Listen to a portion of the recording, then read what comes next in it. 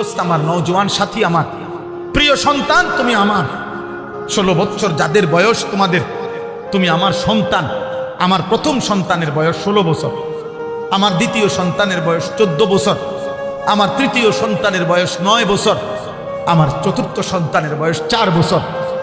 অতএব কমপক্ষে 16 বছর বয়স যাদের, তুমি আমার সন্তান। আমার সন্তান আমি তোমার কাছে বললাম। এর চাইতে বড় যারা, তুমি আমার ছোট ভাই, আমি তোমার বড় ভাই বললাম। 16 বছরের নিচে যারা, আমি তোমার বাবা বললাম। আমি তোমার অভিভাবক। মনে করো বাপ আমার, ধরে নাও কেউ তোমারে ডাকলো না, ফিরাইলো না। মনে করো দিনের পর দিন, রাতের পর রাত তোমরা মোবাইলে গান শুনতেছ, নর্তকীর নাচ দেখো, হারাম নারীর ছবি দেখো, গায়িকা নায়িকা নর্তকী, গানের আসর বাদ্যের আসরে তোমরা হয় মোবাইলে, নয় ছবিতে, নয় নাটকে, নয় সিনেমায়, নয় তোমরা মোবাইলের আয়োজনে, অথবা প্রকাশ্যে রাস্তায়, যেখানে হোক। আল্লাহ তাআলা কিন্তু এটা কঠিন ধমক দিছে, আমি কিন্তু তাদেরকে অপমান করব, আযাব দেব, ধাক্কা দিতে দিতে জাহান্নামে ফেলব। খুযূহু ফাগুল্লু সুম্মাল জাহিমা সাল্লু। কিয়ামতের দিন আল্লাহ ফেরেশতাদেরকে বলবেন, আমার নাফরমান বান্দাকে ধরো, ধর তারে, অতঃপর তাকে বেঁধে ফেল। ফেরেশতা যখন টাইট করে বাঁধ দিবে, খোদার কসম আল্লাহ বলছেন, সুম্মাল জাহিমা সাল্লু, এবার নাফরমানকে ছুঁড়ে মার, একটা লাথি মার, এক লাথিতে যেন জাহান্নামে গিয়া পড়ে।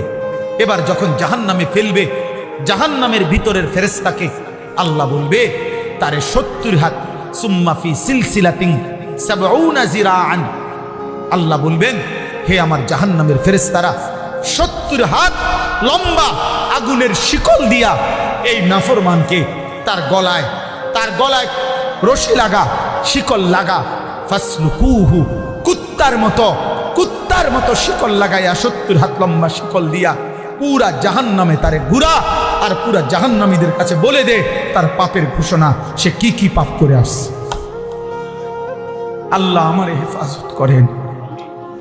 আমার বাপ, আমার বন্ধু, রাত গভীরে আমি যদি আর কোনোদিন আসতে না পারি, আমি আজ বলে গেলাম,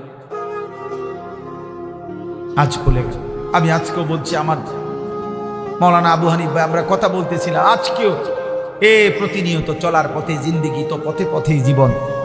আজকেও আমাদের বাংলাদেশের একজন প্রখ্যাত প্রথিতযশা, এক মুজাহিদ, এক মর্দে মুজাহিদ আলেম, আল্লামা মাহমুদুল হাসান গুনুবি দামাত বারাকাতুহুমুল আলিয়া, ময়দানের এক বীর, যিনি প্রতিদিন আল্লাহর কথা বলেন, আজকে মারাত্মক অ্যাক্সিডেন্ট করে এখন হসপিটালে। আমাদের বাংলাদেশের শ্রদ্ধেয় আলেমে দ্বীন, বাংলাদেশের একজন অন্যতম বিদগ্ধ মুহাক্কিক আলেমে দ্বীন আল্লামা হাবিবুল্লাহ মাহমুদ কাসিমি, তিনি অসুস্থ, অ্যাক্সিডেন্ট করছেন রোডে গত 2-4 দিন আগে। জীবন চলার পথে প্রতিনিয়ত এই পথে চলছি, রাত নাই দিন নাই, হিসাব করি।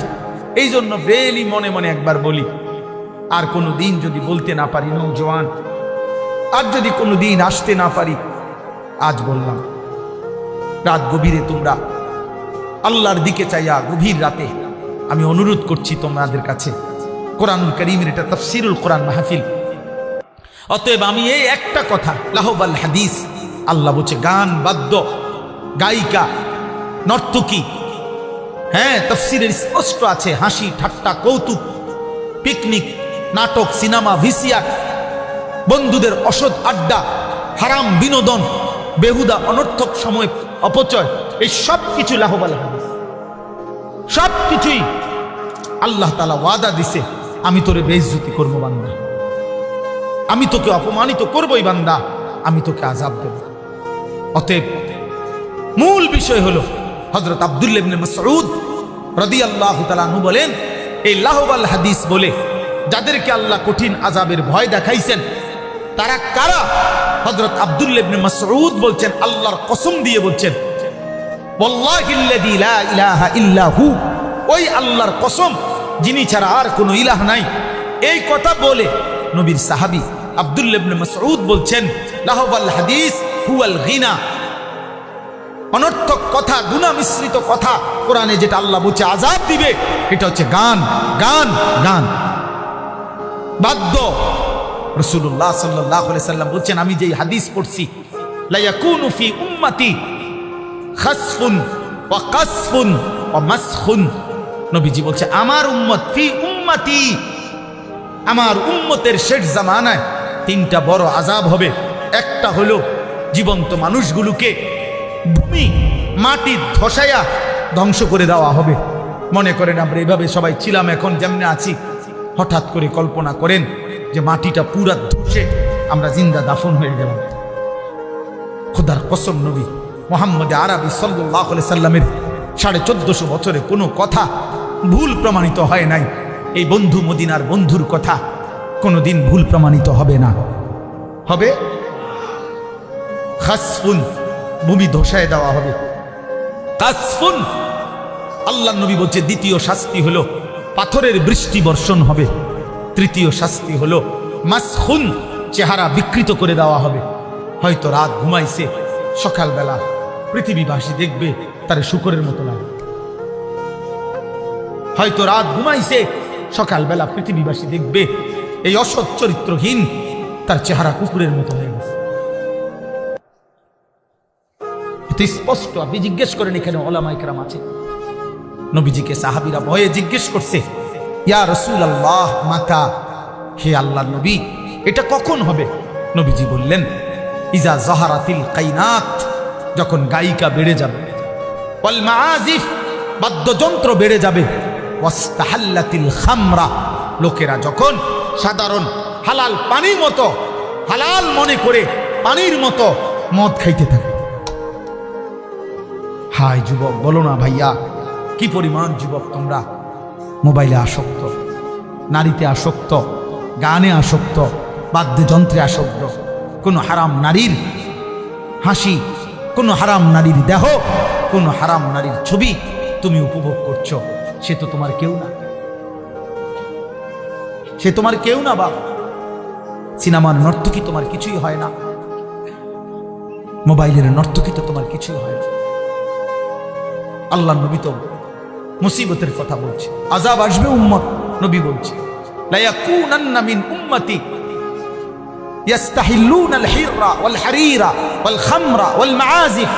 নবীজি বলেন, শেষ জামানায় আমার কিছু উম্মত আসবে এমন, যারা কেমনে বলা এটা তরজমা, ইয়াস্তাহিল্লুনাল হিররা, যারা যেই কোনো নারীর সাথে জিনাকে হালাল মনে করে,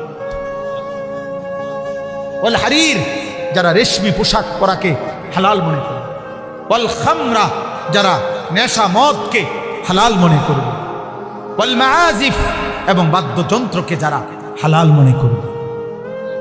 হুজুর, আমার উস্তাদ ছিলেন হযরত মাওলানা ইরশাদুল্লাহ রাহমাতুল্লাহি আলাইহি। প্রিয় ভাই, শুনো আমার কথা। আমার একজন উস্তাদের নাম, আমারে বহুত মহব্বত করতেন, বহুত বড় আল্লাহওয়ালা ছিলেন। আমার সেই হুজুর নোয়াখালী লক্ষ্মীপুর টুমচর মাদ্রাসার শিক্ষক ছিলেন। জোহরের নামাজ পড়ে হুজুর মসজিদে বসে বসে তাসবিহ পড়তেছিলেন। এই অবস্থায় ঢুইলা পড়ছেন। সন্ধ্যা হইতে হইতেই আমার হুজুর কবরে চলে গেছেন। এমন প্রিয় মানুষ ছিলেন তিনি, আল্লাহওয়ালা ছিলেন। আমার হুজুরের কোনো ছেলে মেয়ে ছিল না, সন্তান ছিল না।